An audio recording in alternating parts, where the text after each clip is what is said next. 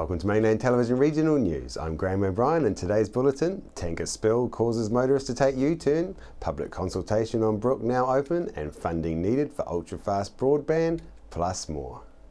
Traffic along State Highway 6 was slowed to a halt on Friday evening after a petrol tanker began losing fuel while on the coastal highway next to Trafalgar Road turn-off. Emergency services were called out to deal with the incident just before 5 p.m. on Friday evening, taking over an hour before traffic flow was able to get back to normal. Fire trucks were first to arrive on the scene, followed by police who created detours for traffic on the state highway. However, one driver coming upon the scene told Mainland News he felt that the actions of the police were questionable and could be seen as either incompetence, mismanagement or just bad luck. Whatever the problem on Friday night, police actions, according to drivers caught up in the mayhem, could have created many more, as motorists travelling towards Motueka at about 5:30 p.m. were diverted around the incident into the Moutere Hills, but ended up back on the same road to another diversion.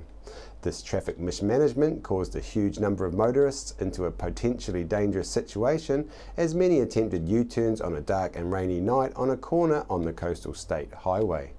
One commentator who came upon the scene said it appeared there were too many police officers diverting traffic towards each other when one officer at the turn-off to Rabbit Island would have done the trick.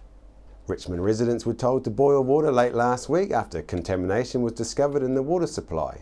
Tasman Council spokesman Chris Choate told Mainland News that the council are very happy with the Richmond water treatment plant that is currently in a full testing phase, after systems there detected a low-level E. coli presence in the aquifer water supply on Thursday. This prompted the treatment plant to start chlorinating the water supply for the first time ever. As yet, council have been unable to confirm the source of contamination but are still working on it. Residents can now be assured that the contamination has stopped and the water supply is now back to normal. The Richmond water treatment plant has been in testing phase since March, with the project of full testing reaching completion in August.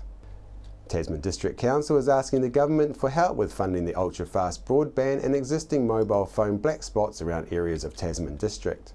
Many who live or have travelled around the Tasman area know that self-service is fairly bad in many areas with continual dropout zones, and fast broadband remains a trial of patience for many. Chrissy Small caught up with Tasman District Councillor Judine Edgar this week and asked her about Council's request to government. Judine, TDC is looking to get funding for ultra-fast broadband and mobile phone black spots with help through the government. Yes. Will TDC be contributing to this cost as well? Unfortunately, the timing of it didn't coincide with the long-term plan, so at this stage there is no funding in there. But look, we've got this huge advantage of Network Tasman in our region, where they've actually already put ducting in so many places. And Network Tasman themselves are looking, there's two different funds. One is a supplier and one is a supporter. And so Network Tasman and other potential suppliers are looking at applying for funding as well. And so there's a lot of areas where council can actually really support this to happen. Look, there's a meeting in Motueka Wednesday the 10th, another meeting coming up in Golden Bay and one in Richmond next week. Getting the public involved. We've got a questionnaire online. That's actually really important because it's about the community identifying where the black spots are, because there's maps and certain different mobile companies will say, look, we have great coverage here, but the locals will know, well, hang on, one bar, I could text every second day at best. If there's a wind, I can't do anything, etc. Yeah. So identifying a lot of the mobile black spot areas, we're asking for the public's input on that.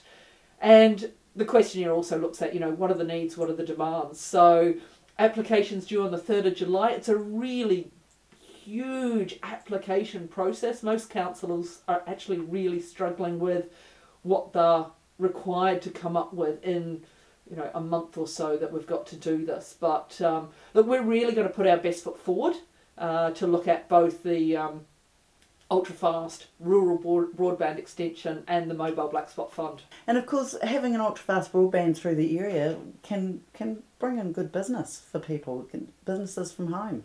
Well, look, absolutely. It is about bringing in, business, but it's also about what are the needs of the community, because these days if businesses actually don't have the technology, and if schools don't have the technology, they're actually going to be seriously disadvantaged. Yeah. And so it's not anymore about this will give you an edge. It's about this will just help you to keep pace. Because that's really one of the next big economic divides is, which children, which schools, which businesses do or don't have access to these facilities and these services. Is there anyone in council that's looking at the current ultra-fast broadband network now to see how effective it's been within, for example, areas of Nelson that have already had it rolled out? We're of the understanding that some people connected to the service are already having issues with modems dying. The phone has to be connected through the modem with a voice over fibre, they're calling it, and with the hassle of having to reset the modem, they lose the phone service. So there's all kinds of teething issues. Is there anyone looking at that? Well, our IT department are hugely involved in all of this. The extent of that, I guess would have to get the funding first before you start looking at, the rollouts, and ultimately there'll be a decision as to which areas even get anything. So there'll be issues that we would need to look at down the track. Look, I've had to replace my modem here in Richmond, and look, the new modem's now fantastic. The old one used to drop out about 10 times a day. So whether that was the modem rather than the service, who knows? Well, with more people watching online TV, there's only a limited space, isn't there? Yes, well, that's it. So, and that's where, for something like that, it's actually the internet service providers having to come to the party themselves. Again, there's so many people involved in this issue, and right through to, we have to have like legal documents prepared and infrastructure in place, and that's all part of just this application to sort of get ourselves in there. So long road to go. Digital strategy would be next. That's the next step in the process. So, and that's needed anyway. Now's your chance to have a say as Nelson Council's formal consultation opens from Monday this week on the draft Brook Recreation Reserve Management Plan. The draft plan now needs public input on a range of propositions, and this is an opportunity for people to have a voice in the future of this Brook Reserve, previously known as the Waterworks Reserve, gifted to the Borough of Nelson for the use of its residents. Council has signalled its preference that allows for tourism activities as part of this area. This process for developing a reserve management plan will give Council an opportunity to manage the potential of the Brook site by allowing for a range of what they refer to as complementary activities, including camping. The 100-page draft plan and summary is available to view at the Council's Customer Service Centre and libraries, along with submission forms. People can also see the draft plan via the Council website and provide feedback online. This consultation closes on Monday the 17th of August at 5 p.m. Following that, a hearing panel will hear public submissions and make recommendations to amend the draft plan before a final version is adopted by Council. World Refugee Day is coming up this week on Saturday, June the 20th. As Nelson has a yearly intake of refugees, especially those from Myanmar, I caught up with Mary Ellen O'Connor, who is the manager of Nelson English Language Partners, about what's planned to highlight this International Day for us here in Nelson. Mary Ellen, thanks for taking the time to talk to us. Refugee Day is coming up soon. I mean, you work with refugees every day. Is it business as usual for you, or is there something really special going on for Nelson? No, we've a group of us have got together, Graham, we started out to look at World Refugee Day on June the 20th, celebrated nationally and internationally. But then we thought here in Nelson, we'll make that into World Refugee Week. So we've lined up a series of activities for the week leading up to Saturday the 20th. We've got stories at both the Nelson Library and the Stoke Library. So these are true refugee stories, both for children and for adults. There is an open day at Red Cross Refugee Services in Bridge Street. People can walk in, they can see the nature of the operation, they can talk to the people there. On the night of Friday the 19th of June, there is a film called Mary Meets Muhammad, which is about a regular Australian woman meeting somebody from a Tasmanian detention camp, Muslim. Quite a very interesting movie, that one. And on Saturday, the day itself, there's going to be dancing and performances at the library, accompanied by information about refugees. Yeah, so that's what we've got lined up for people. Yeah. Yeah, that's a very busy week for everybody involved. I mean, this is what the refugees are bringing to our country, isn't it? I mean, all these different cultures, foods, and things that we can see on these weeks and days. That's right. I mean, I think there's a sense in which we really need to think about welcoming refugees to New Zealand in perhaps a broader way than we have. We've got a quota of 750 refugees that we take every year, and that quota has been set at that level for I think it's 27 or 28 years. So with nearly 50 million refugees in the world today, people are estimating, I feel, and I'm here, I speak as an individual rather than a representative of Refugee Day, I really feel that there's an opportunity here for New Zealand to take a bit of a lead, to say we are a country that could do with a few more people, and all you've got to do really is look back to the contribution made by refugees in the past to New Zealand, and I think of people such as Vogel, who established the Vogel's Bread Company. He was a Jewish refugee from Hitler. So was Wolfgang Rosenberg, the economist. We've had there's so many examples, really. Helena Ogonowska-Coates, who's the daughter of one of the Polish refugees who came in the 1940s. She's a writer. We've got, more recently, the ones from Southeast Asia, those Cambodian kids, those Vietnamese kids, so motivated, enormous motivation refugees bring with them and pass on to their kids. Those kids top the scholarship lists very quickly, become the doctors and lawyers of the future. So I think instead of seeing refugees as a drain and a drag and something we can't afford, we need to see refugees as an investment in the future. So at very least as an economic investment, but also as a massive social investment in terms of diversifying our society, bringing all sorts of new ideas and thinking into our society, and just generally making New Zealand more. Mary Ellen, thanks very much, and we look forward to a week of activities. Thanks very much for having me on, Graham. Many people volunteer to help refugees and immigrants integrate into their new country and way of life. English Language Partners run a training program for volunteer English language tutors. I went along to find out why some Nelsonians take on 20 hours of intense training and commit to being an English language tutor for 1 hour a week. What makes you want to volunteer to become a tutor?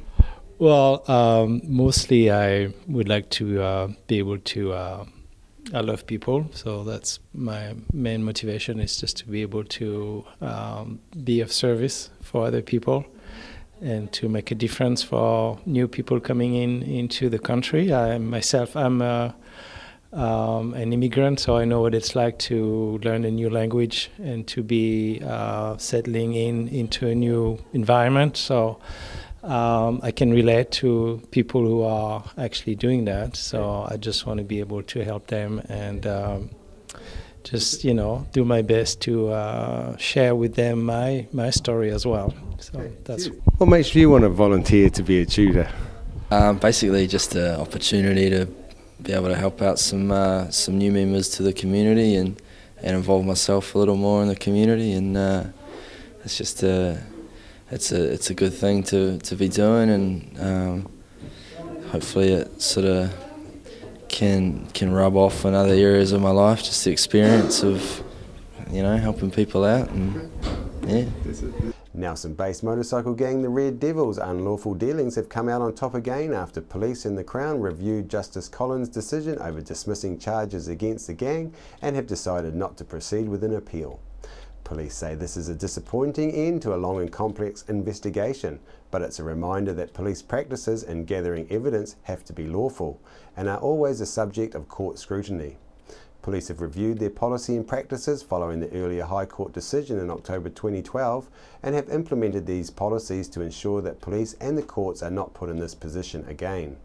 Assistant Commissioner Malcolm Burgess of Police Investigations said the activity which was criticised by the court was a small but vital part of a much larger investigation which was successful in exposing the unlawful activities of gang members.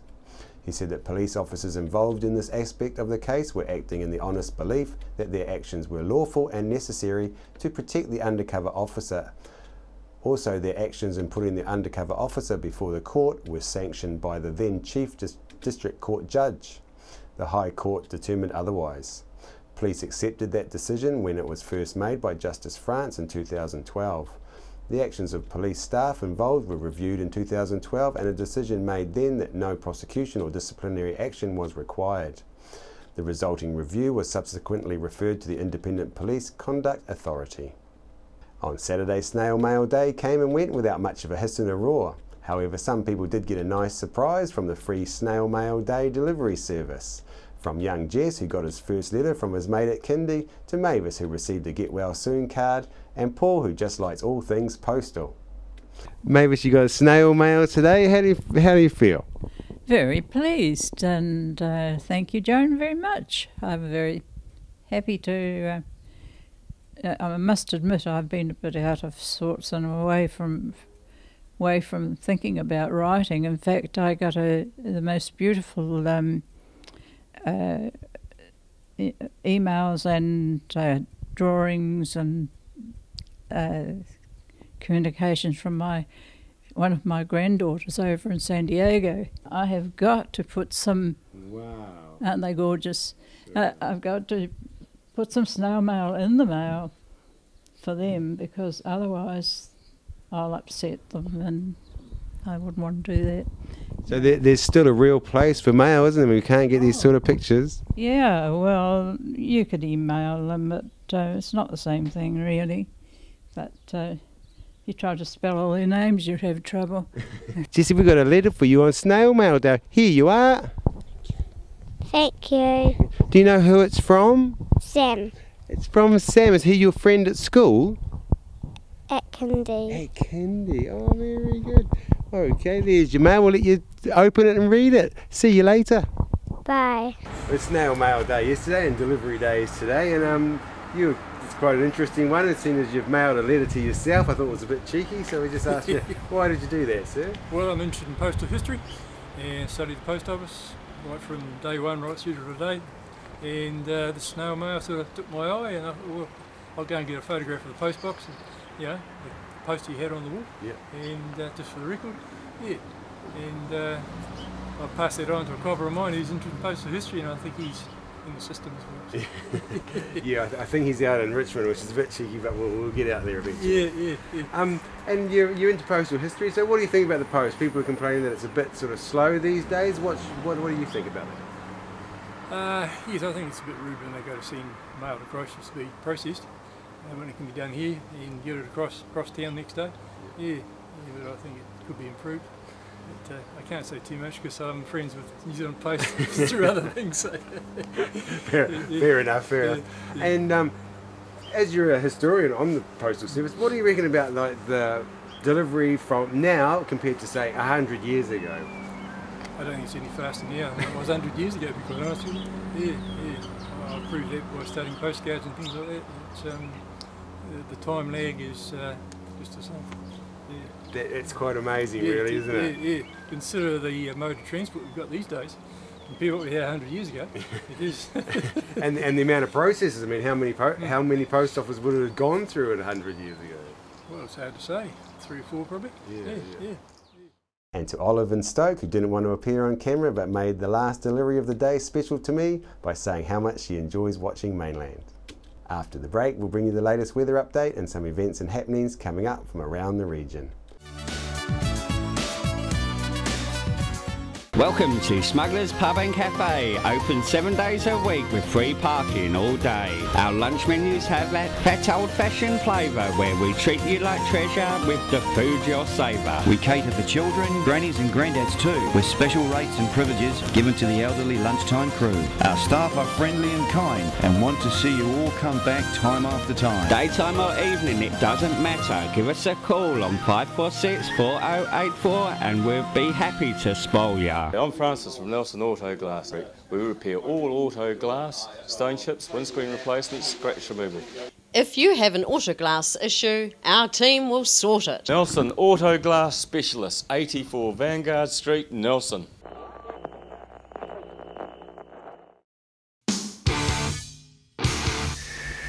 .1 The Shed.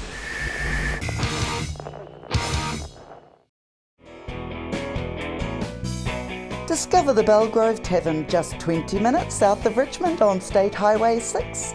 A restaurant, functions, weddings, barbecue, a garden bar with lots of room for kids. Come and see us. We're the team at JCar, right here in Nelson, 120 Hardy Street. Our shop is full of electronic items, including security alarm systems, electronic components, solar and power, electronics toys,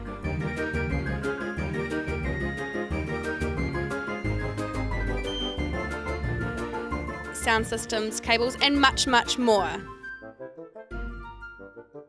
JCar. 120 Hardy Street, Nelson.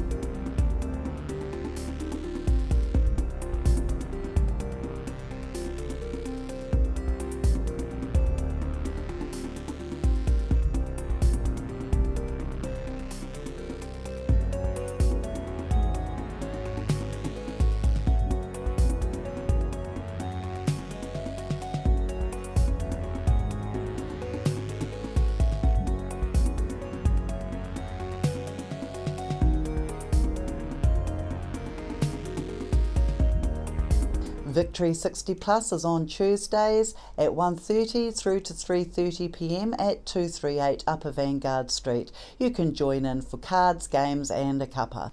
Sit and Be Fit is on at the Victory Community Centre Tuesdays and Thursdays at 10 a.m. at the Victory Community Church, 238 Upper Vanguard Street. School terms only. On behalf of the team here at Mainland Television News, thank you for joining us, and we'll bring you the latest news and events from around the region again tomorrow.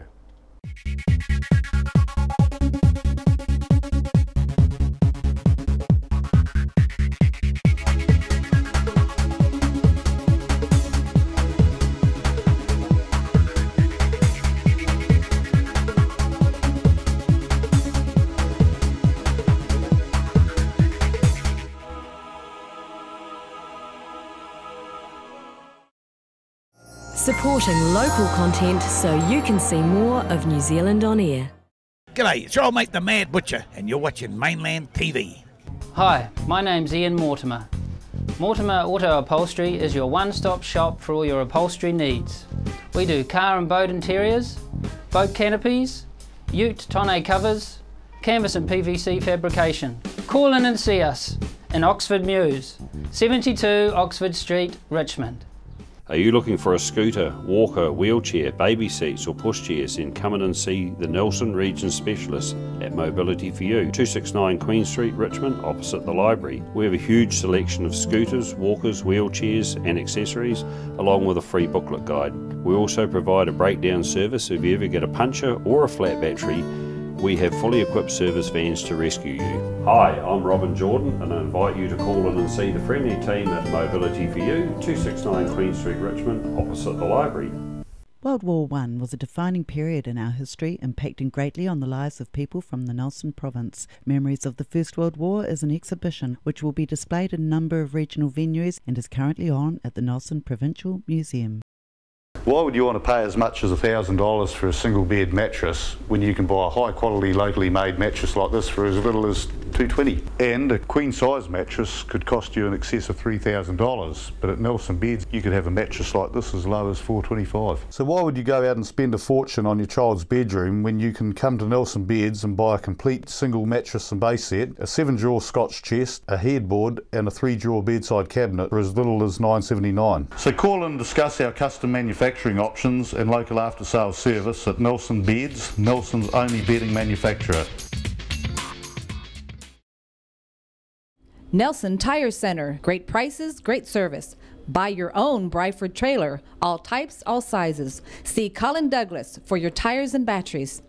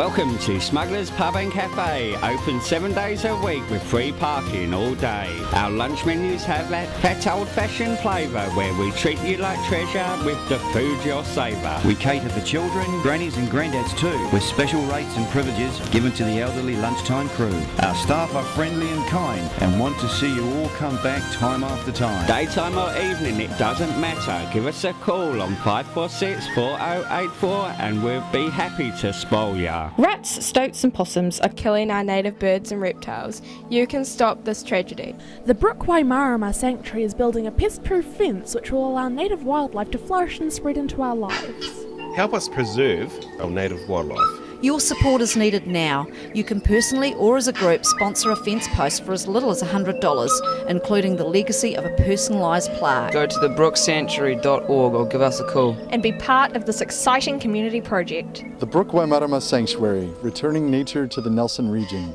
Are you looking for a scooter, walker, wheelchair, baby seats or pushchairs? Then come in and see the Nelson Region Specialist at Mobility for You, 269 Queen Street, Richmond, opposite the library. We have a huge selection of scooters, walkers, wheelchairs and accessories, along with a free booklet guide. We also provide a breakdown service if you ever get a puncture or a flat battery. We have fully equipped service vans to rescue you. Hi, I'm Robin Jordan and I invite you to call in and see the friendly team at Mobility for You, 269 Queen Street, Richmond, opposite the library.